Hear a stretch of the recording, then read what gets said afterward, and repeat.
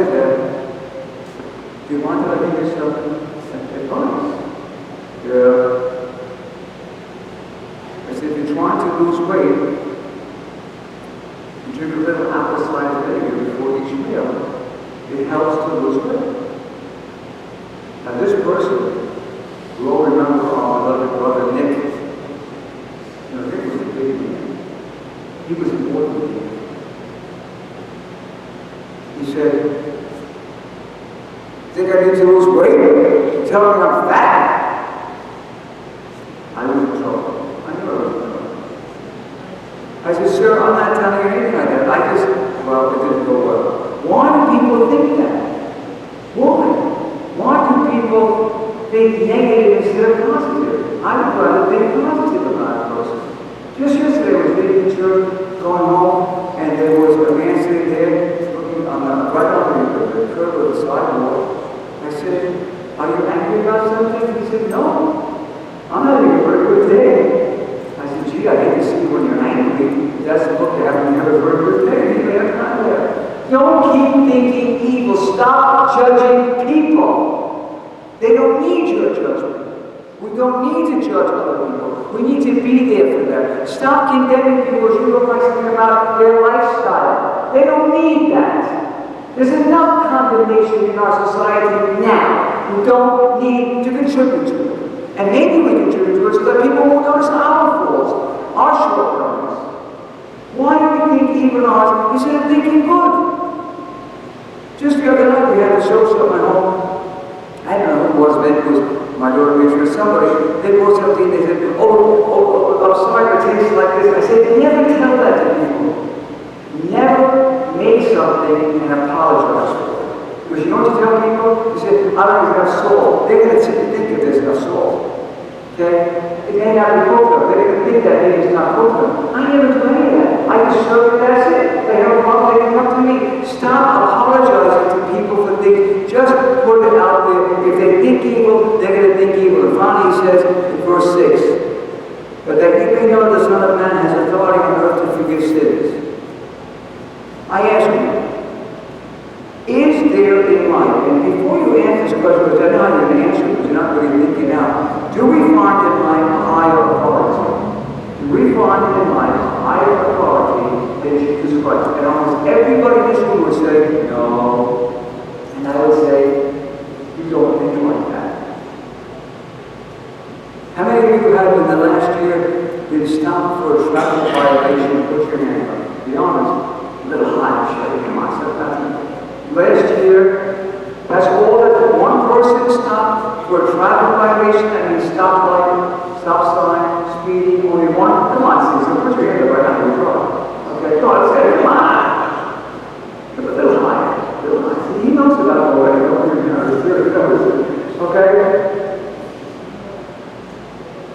When you get stopped, what was the first thing? The lights are on. Speeding. What was your first thought? My first thought was, I wasn't paying attention. I looked at my speed and I said, oh, I'm speeding. Okay. What was your first thought as the policeman stopped? To be honest, your first thought when the policeman stopped you, you saw a little light. Oh my God. I haven't gotten in traffic tickets for about 2 years because I don't really drive anymore. I just gave it up at the time to get tickets. But when I would get a ticket, I would pray. When we say, is there a higher authority in life? The way we live our lives, we think that the police have a higher authority, the government's a higher authority, people over us, bosses, people over boss have a higher authority. When people tell me, oh, I have my boss wants me to do something, I say, Jesus Christ? I say, no, my boss. If Jesus Christ is not your boss, you have a problem. I remember many years ago, my mother made a slow recipe for the saints. I thought there was a problem with the Metropolitan. And she said to me, listen, son, he's your boss. I said, no, Mom. Jesus Christ is my boss. Metropolitan may be there, but it's under Jesus Christ. I continue to go to the same authority because there is no higher authority. I don't care what the television, what the movies, what the media, what the government says so. The highest authority is Jesus Christ. And I will tell you, as a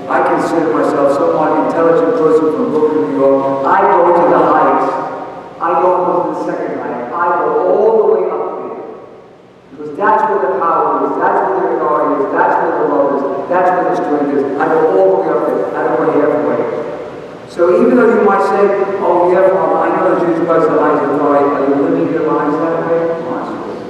Living your lives that Jesus Christ, who you call yourself after, every person in this church has the same name. Did you know that?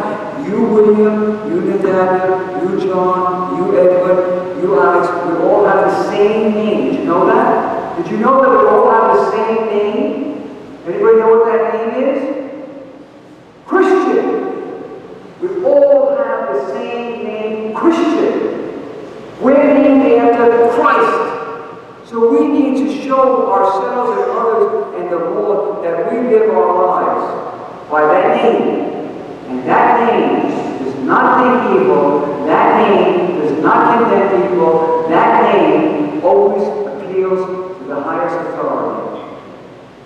Jesus Christ, Father, Son, and Holy Spirit. Let us pray to the Lord.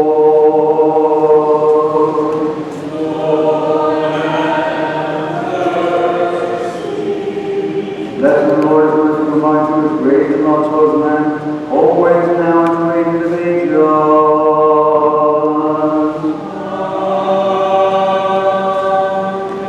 Glory to Christ our God, and all glory to thee. Glory to God, and to the Son, and to the Holy Spirit, both now and ever, and unto ages of ages. Amen. Lord have mercy, Lord have mercy, Lord have mercy.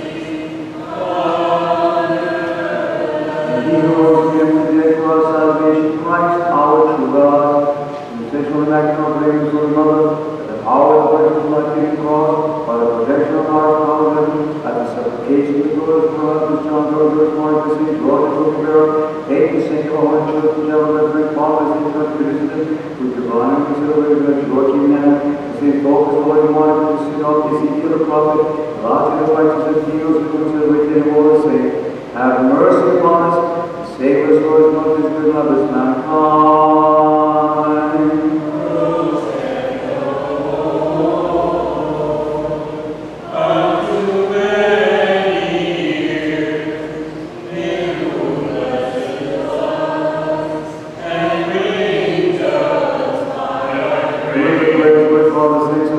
Christ our God, have mercy upon us and save us.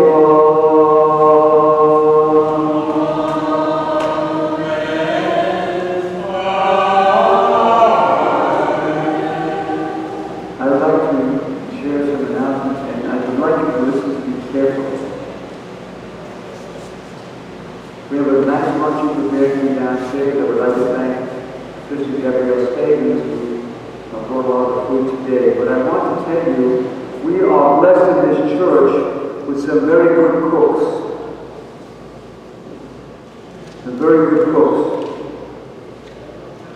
And I'm asking those ladies, and I won't say ladies, because most of them are women, we need more food. We would like to expand our luncheon. We'd like people to stay for a wonderful meal and for time together. We have a discussion table downstairs. We should increase the size of it. Our topic today is in what ways are our eyes closed to the Lord. But I would like to ask those ladies who can cook. We need more and varied foods at our luncheon. This coming week, the Archdiocese Convention will be held in Hollywood, Florida, and I would hope that some of you will be going with us. Getting back to Middle East food next Sunday, and hopefully each Sunday thereafter, we will have it available for sale. It's not the luncheon. There will be packages available of Middle Eastern, Syrian, Lebanese food that can be purchased. You can take it home, you can eat it for lunch in the week, you can eat it for dinner. I personally tell you that I don't have the time. Middle Eastern food, like Greek food and like many foods, is very labor intensive. It takes a lot to make it. And for me, I don't have the time. So something like that would be a wonderful opportunity to have the food that I like to eat and not have to spend any time making it. So that will be beginning next Sunday, God willing. Also, on the 11th of August, which is a Saturday, we'll be having a camp for St. Stephen's Orthodox Church up in Lake Mary, so please put that down. We'll have more information for you. I want to take another moment. There's lots of people, everybody in this church, everybody sitting in this room today has a talent. Has a talent. You know, when I go away and I come back with ideas.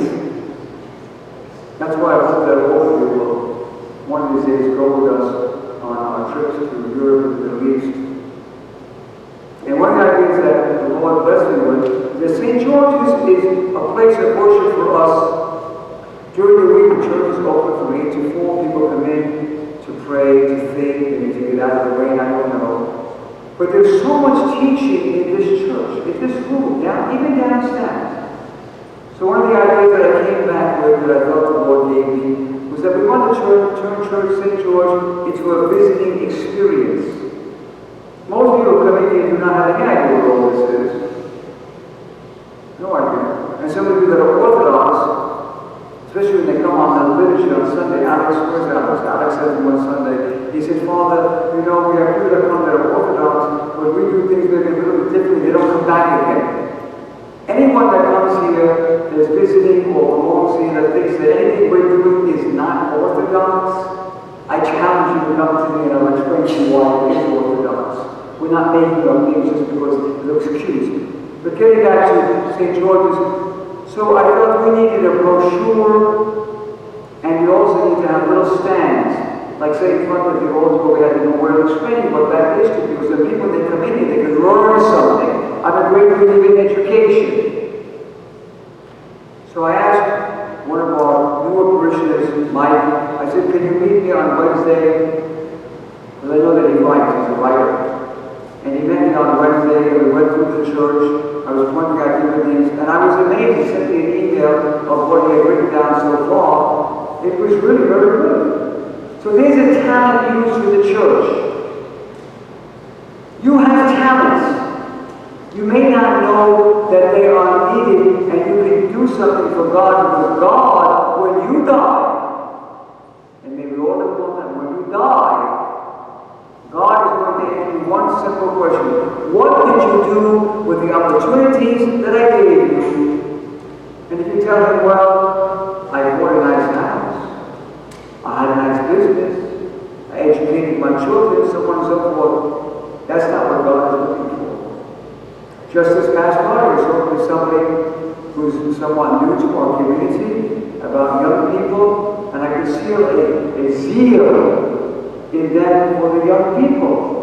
So I said, good, we're going to bring you in to helping with our young people. What am I getting at?